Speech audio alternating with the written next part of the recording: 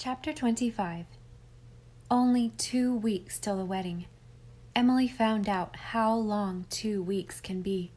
In spite of the fact that every waking moment was crowded with doings, domestic and social, the affair was much talked of everywhere. Emily set her teeth and went through with it. Ilsa was here, there, everywhere, doing nothing, saying much.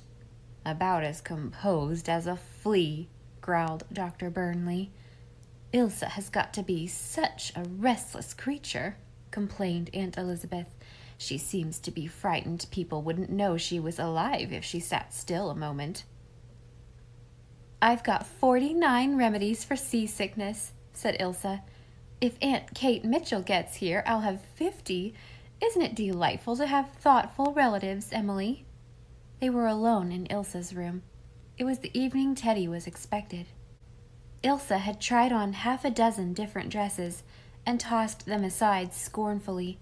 "Emily, what will I wear? Decide for me." "Not I. Besides, what difference does it make what you put on?" "True, too true. Teddy never notices what I have on. I like a man who does notice and tells me of it. I like a man who likes me better in silk than in gingham." Emily looked out of the window into a tangled garden where the moonlight was an untroubled silver sea, bearing softly on its breast a fleet of poppies. "I meant that Teddy won't think of your dress, only of you." "Emily, why do you persist in talking as if you thought Teddy and I were madly in love with each other? Is it that Victorian complex of yours?" "For heaven's sake, shut up about things Victorian," Emily exclaimed, with unusual un-Murray-like violence. "I'm tired of it. You call every nice, simple, natural emotion Victorian. The whole world today seems to be steeped in a scorn for things Victorian. Do they know what they're talking of? But I like sane, decent things, if that is Victorian." Emily, do you suppose Aunt Elizabeth would think it either a sane or decent thing to be madly in love?" Both girls laughed, and the sudden tension relaxed. "You're not off, Emily." "Of course I am. Do you think I'd play gooseberry at such a time as this?" "There you go again. Do you think I want to be shut up alone a whole evening with undiluted Teddy? We'll have a scene every few minutes over something. Of course, scenes are lovely. They brighten up life so. I've just got to have a scene once a week. You know how I always did enjoy a good fight. Remember how you and I used to scrap? You haven't been a bit of good at a row lately. Even Teddy is only half-hearted in a set to. Perry now, he could fight. Think what gorgeous rows Perry and I would have had. Our quarrels would have been splendid. Nothing petty or quarrelsome about them. And how we would have loved each other between them. Oh, Honorai." "Are you hankering after Perry Miller yet?" demanded Emily fiercely. "No, dear infant, and neither am I crazy about Teddy. After all, ours is only second-hand love on both sides, you know. Cold soup warmed over. Don't worry, I'll be good for him. I'll keep him up to the notch in everything, much better than if I thought him a little lower than the angels. It doesn't do to think a man is perfection because he naturally thinks so too, and when he finds someone who agrees with him, he is inclined to rest on his oars. It riles me up a bit when everyone seems to think I'm so amazingly lucky to get Teddy for a husband. Comes Aunt Ida Mitchell. You are getting a perfectly wonderful husband, Ilsa. Comes Bridget Mooney from Stovepipe Town scrubbing the floor. Gosh, but you're getting a swell man, miss. Sisters under their skins, you perceive. Teddy is well enough, especially since he found out he isn't the only man in the world. He has learned sense somewhere. I'd like to know what girl taught it to him. Oh, there was one. He told me something about the affair. Not much, but enough. She used to snub him terribly, and then, after she had led him on to think she cared, she turned him down cold. Never even answered the letter in which he told her he loved her. I hate that girl, Emily. Isn't it odd? Don't hate her, said Emily wearily. Perhaps she didn't know what she was doing. I hate her for using Teddy like that, though it did him heaps of good. Why do I hate her, Emily? Employ your renowned skill in psychological analysis and expound to me that mystery. You hate her because, to borrow a certain crude expression we've often heard, you're taking her leavings. You demon! I suppose it's so. How ugly some things are when you ferret them out. I've been flattering myself that it was a noble hatred because she made Teddy suffer. After all, the Victorians were right in covering lots of things up. Ugly things should be hidden. Now go home if you must, and I'll try to look like someone about to receive a blessing. Lorne Halsey came with Teddy, the great Halsey whom Emily liked very much in spite of his gargoylishness. A comical-looking fellow with vital, mocking eyes, who seemed to look upon everything in general, and Frederick Kent's wedding in particular, as a huge joke. Somehow, this attitude made things a little easier for Emily. She was very brilliant and gay in the evenings they all spent together. She was terribly afraid of silence in Teddy's presence. Never be silent with the person you love and distrust, Mr. Carpenter had said once. Silence betrays. Teddy was very friendly, but his gaze always omitted Emily. Once, when they all walked in the old overgrown willow-bordered lawn of the Burnley place, Ilse stumbled on the happy idea of pick out your favorite star. Mine is Sirius. Lorne? Antares of the Scorpion, the red star of the south, said Halsey. Bellatrix of Orion, said Emily quickly.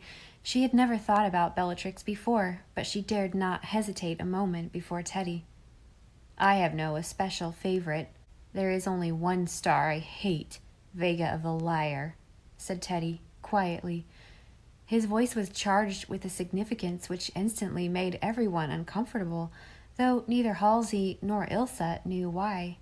No more was said about stars, but Emily watched alone till they faded out one by one in the dawn. 3 nights before the wedding day, Blairwater and Dairy Pond were much scandalized because Ilse Burnley had been seen driving with Perry Miller in his new runabout at some ungodly hour. Ilse coolly admitted it when Emily reproached her. Of course I did. I had had such a dull, bored evening with Teddy. We began it well with a quarrel over my blue chow. Teddy said I cared more for it than I did for him. I said of course I did. It infuriated him, though he didn't believe it. Teddy, manlike, really believes I'm dying about him. A dog that never chased a cat in its life, he sneered, and then we both sulked the rest of the evening. He went home at 11 without kissing me. I resolved I'd do something foolish and beautiful for the last time, so I sneaked down the lane for a lovely, lonely walk down to the dunes. Perry came along in his car, and I just changed my mind and went for a little moonlit spin with him. I wasn't married yet. Don't be after looking at me so. We only stayed out till 1, and we were really very good and proper.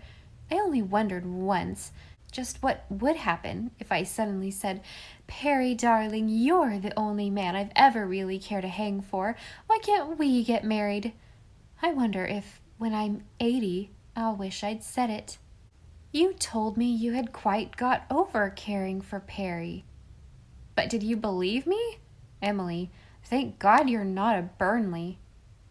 Emily reflected bitterly that it was not much better being a Murray.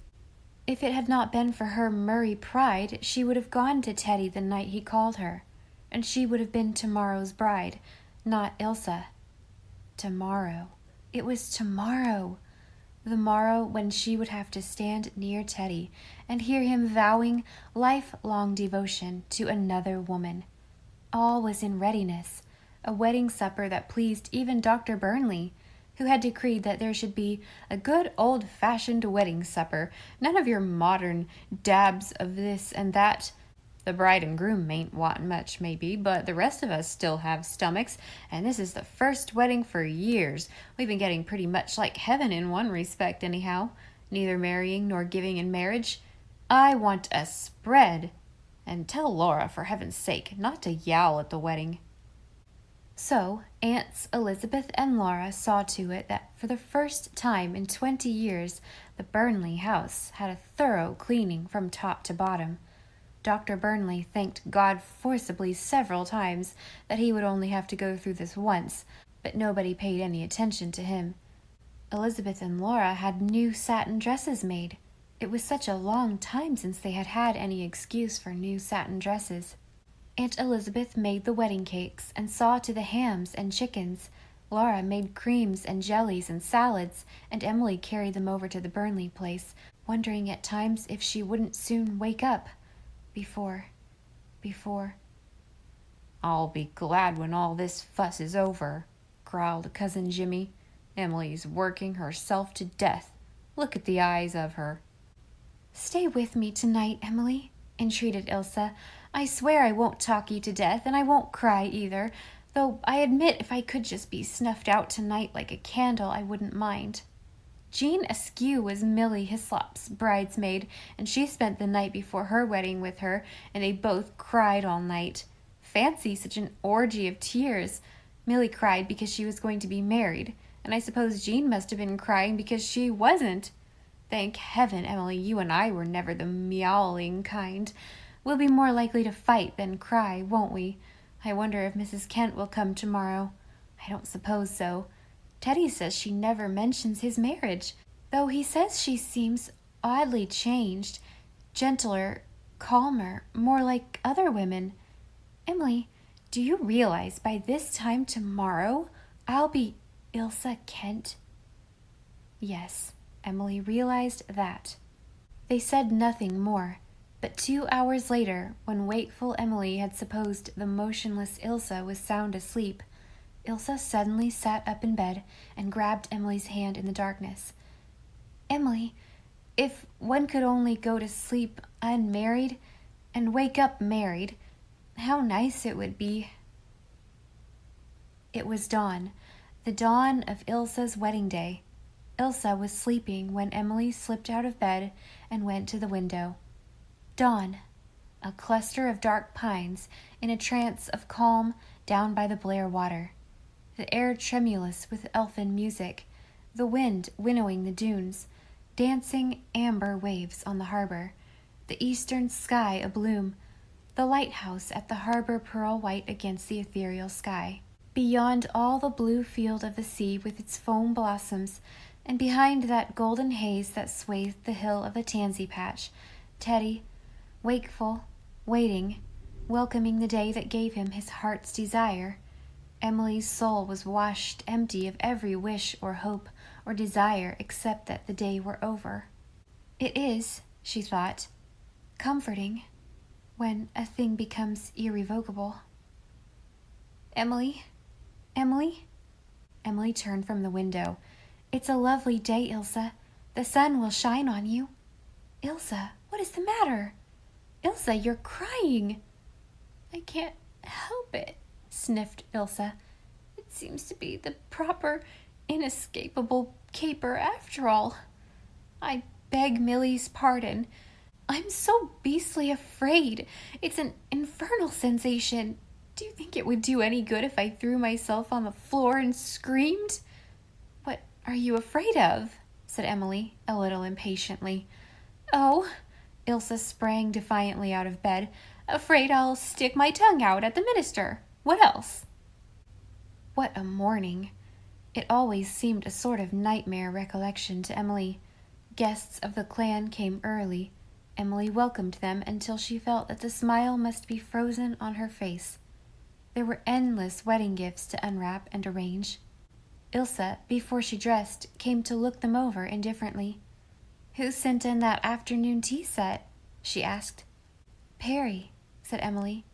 She had helped him choose it, a dainty service in a quaint, old-fashioned rose design, a card with Perry's black, forcible handwriting, "To Ilse, with the best wishes of her old friend Perry."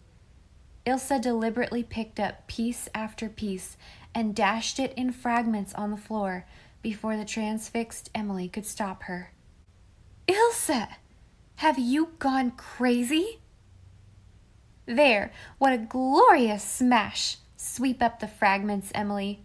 That was just as good as screaming on the floor. Better! I can go through with it now."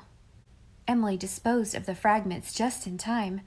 Mrs. Clorinda Mitchell came billowing in pale blue muslin and cherry-hued scarf, a sonsy, smiling, good-hearted cousin by marriage, interested in everything. Who gave this? Who had sent that? "She'll be such a sweet bride, I'm sure," gushed Mrs. Clorinda. "And Teddy Kint is such a splendid fellow. It's really an ideal marriage, isn't it? One of those you read about. I love weddings like this. I thank my stars I didn't lose my interest in youthful things when I lost my youth. I've lots of sentiment in me yet. And I'm not afraid to show it. And did Ilse's wedding stockings really cost $14? Aunt Isabella Hislop, née Mitchell, was gloomy, offended because her costly present of cut sherbet glasses had been placed beside Cousin Annabel's funny set of old-fashioned crocheted doilies, inclined to take a dark view of things. "I hope everything will go off well, but I've got an uneasy feeling that trouble is coming, a presentiment, so to speak. Do you believe in signs? A big black cat ran right across the road in front of us down in the hollow, and right on that tree as we turned in at the lane was the fragment of an old election poster, blue ruin, in black letters 3 inches long, staring us in the face." "That might mean bad luck for you, but hardly for Ilse." Aunt Isabella shook her head. She would not be comforted. "They say the wedding dress is like nothing ever seen on Prince Edward Island. Do you think such extravagance proper, Miss Starr?" "The expensive part of it was a present from Ilse's old great-aunts in Scotland, Mrs. Mitchell, and most of us are married only once." Whereupon Emily remembered that Aunt Isabella had been married 3 times, and wondered if there wasn't something in black cat magic. Aunt Isabella swept coldly off, and later on was heard to say that Starr girl is really intolerable since she got a book published, thinks herself at liberty to insult anyone. Emily, before she had time to thank the fates for her freedom, fell into the clutches of more Mitchell relatives. This aunt did not approve of another aunt's gift of a pair of ornate bohemian glass vases. "Bessie Jane never had much sense. A foolish choice. The children will be sure to unhook the prisms and lose them." "What children?" "Why, the children they will have, of course." "Miss Starr will put that in a book, Matilda," warned her husband, chuckling. Then he chuckled again and whispered to Emily, "Why aren't you the bride today? How come Ilse to cut you out, hey?" Emily was thankful when she was summoned upstairs to help Ilse dress, though even here aunts and cousins kept bobbing in and out, saying distracting things. "Emily, do you remember the day of our first summer together when we fought over the honor of playing bride in one of our dramatic stunts? Well, I feel as if I were just playing bride. This isn't real." Emily felt too as if it were not real, but soon now, it would be all over, and she could be blessedly alone. And Ilse, when dressed, was such an exquisite bride that she justified all the fuss of the wedding. How Teddy must love her. "Doesn't she look just like a queen?" whispered Aunt Laura adoringly. Emily, having slipped into her own harebell blue, kissed the flushed maiden face under the rose-point cap and pearls of its bridal veil. "Ilse, dear, don't think me hopelessly Victorian if I say I hope you'll be happy ever after." Ilse squeezed her hand, but laughed a little too loudly. "I hope it isn't Queen Victoria Aunt Laura thinks I resemble," she whispered, "and I have the most horrible suspicion that Aunt Janie Milborn is praying for me. Her face betrayed her when she came in to kiss me. It always makes me furious to suspect that people are praying for me. Now, Emily, do me one last favor. Herd everybody out of this room. Everybody. I want to be alone, absolutely alone, for a few minutes. Won't you soon be ready? Teddy and Halsey are waiting for the signal to go into the drawing room. Ilsa wants a few minutes alone. Oh, Aunt Ida, I'm so glad you got here. To a stout lady who was coming pantingly up the stairs. We were afraid something had happened to prevent you. Something did, gasped Aunt Ida, who was really a second cousin. In spite of her breathlessness, Aunt Ida was happy. She always liked to be the first to tell a piece of news, especially unpleasant news. And the doctor couldn't come at all. I had to get a taxi. That poor Perry Miller, you know him, don't you? Such a clever young chap, was killed in a motor collision about an hour ago. Emily stifled a shriek, with a frantic glance at Ilsa's door. It was slightly ajar. Dr. Burnley was saying, Perry Miller killed. Good God, how horrible. Well, as good as killed. He must be dead by this time. He was unconscious when they dragged him out of the wreck. They took him to the Charlottetown Hospital and phoned for Bill, who dashed right off, of course. It's a mercy Ilsa isn't marrying a doctor. Have I time to take off my things before the ceremony? Emily, crushing her anguish over Perry, showed Aunt Ida to the spare room and returned to Dr. Burnley. Don't let Ilsa know about this, he cautioned needlessly. It would spoil her wedding. She and Perry were old cronies. And hadn't you better hurry her up a little? It's past the time. Emily, with more of a nightmare feeling than ever, went down the hall and knocked on Ilsa's door. There was no answer. She opened the door. On the floor in a forlorn heap lay the bridal veil and the priceless bouquet of orchids, which must have cost Teddy more than any Murray or Burnley bride had ever paid before for her whole trousseau. But Ilsa was nowhere to be seen. A window was open, the one over the kitchen stoop. What's the matter? Exclaimed Dr. Burnley impatiently, coming up behind Emily. Where's Ilsa? She's gone, said Emily stupidly. Gone? Gone where? To Perry Miller. Emily knew it quite well. Ilsa had heard Aunt Ida, and... Damn, said Dr. Burnley. In a few moments, the house was a scene of consternation and flabbergasted wedding guests, all exclaiming and asking questions. Dr. Burnley lost his head and turned himself loose, running through his whole repertoire of profanity, regardless of women folks. Even Aunt Elizabeth was paralyzed. There was no precedent to go by. Juliet Murray, to be sure, had eloped, but she had got married. No clan bride had ever done anything like this. Emily alone retained some power of rational thought and action. It was she who found out from young Rob Mitchell how Ilsa had gone. He had been parking his car in the barnyard when... I saw her spring out of that window with her train wrapped around her shoulders. She slid down the roof and jumped to the ground like a cat, tore out to the lane, jumped in Ken Mitchell's runabout, and was off like the devil was after her. I thought she must have gone crazy. She has, in a way. Rob, you must go after her. Wait, I'll get Dr. Burnley to go with you. I must stay here to see to things. Oh, be as quick as you can. It's only 14 miles to Charlottetown. You can go and come in an hour. You must bring her back. I'll tell the guests to wait. You'll not make much out of this mess, Emily, prophesied Rob. Even an hour like that passed, but Dr. Burnley and Rob returned alone. Ilsa would not come. That was all there was to it.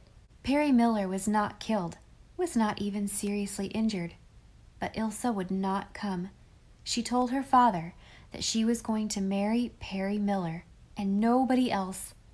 The doctor was the center of a little group of dismayed and tearful women in the upper hall. Aunt Elizabeth, Aunt Laura, Aunt Ruth, Emily. I suppose if her mother had lived, this wouldn't have happened, said the doctor dazedly. I never dreamed she cared for Miller. I wish somebody had wrung Ida Mitchell's neck in time. Oh, cry, cry, yes, cry, fiercely, to poor Aunt Laura. What good will yelping do? What a devil of a mess. Somebody's got to tell Kent. I suppose I must. And those distracted fools down there have to be fed. That's what half of them came for, anyway. Emily, you seem to be the only creature left in the world with a grain of sense. See to things, there's the good girl. Emily was not of an hysterical temperament, but for the second time in her life, she was feeling that the only thing she could do would be to scream as loud and long as possible. Things had got to the point where only screaming would clear the air, but she got the guests marshaled to the tables. Excitement calmed down somewhat when they found they were not to be cheated out of everything, but the wedding feast was hardly a success. Even those who were hungry had an uneasy feeling that it wasn't the thing to eat heartily under such circumstances. Nobody enjoyed it, except old Uncle Tom Mitchell, who frankly went to weddings for the spread and didn't care whether there was a ceremony or not. Brides might come and brides might go, but a square meal was a feed, so he ate steadily away, only pausing now and then to shake his head solemnly and ask, "What air the women coming to?" Cousin Isabella was set up on presentiments for life, but nobody listened to her. Most of the guests were afraid to speak, for fear of saying the wrong thing. Uncle Oliver reflected that he had seen many funeral repasts that were more cheerful. The waitresses were hurried and flurried, and made ludicrous mistakes. Mrs. Derwent, the young and pretty wife of the new minister, looked to be on the point of tears, nay, actually had tears in her eyes. Perhaps she had been building on the prospective wedding fee. Perhaps its loss meant no new hat for her. Emily, glancing at her as she passed a jelly, wanted to laugh, a desire as hysterical as her wish to scream, but no desire at all showed itself on her cold white face. Shrewsbury people said she was as disdainful and indifferent as always. Could anything really make that girl feel? And under it all, she was keenly conscious of only one question. Where was Teddy? What was he feeling, thinking, doing? She hated Ilse for hurting him, shaming him. She did not see how anything could go on after this. It was one of those events which must stop time. "What a day!" sobbed Aunt Laura as they walked home in the dusk. "What a disgrace! What a scandal!" "Alan Burnley has only himself to blame," said Aunt Elizabeth. "He has let Ilse do absolutely as she pleases all her life. She was never taught any self-control. All her life she had done exactly as she wanted to do whenever the whim took her, no sense of responsibility whatever." "But if she loved Perry Miller," pleaded Laura, "why did she promise to marry Teddy Kent then, and treat him like this? No, you need make no excuses for Ilse. Fancy a Burnley going to Stovepipe Town for a husband." "Someone will have to see about sending the presents back," moaned Laura. "I locked the door of the room where they were. One never knows, at such time." Emily found herself alone in her room at last, too dazed, stricken, exhausted to feel much of anything. A huge, round, striped ball unrolled itself on her bed and opened wide pink jaws. "Daff," said Emily wearily, "you're the only thing in the world that stays put." She had a nasty, sleepless night with a brief dawn slumber, from which she wakened to a new world where everything had to be readjusted, and she felt too tired to care for readjustment.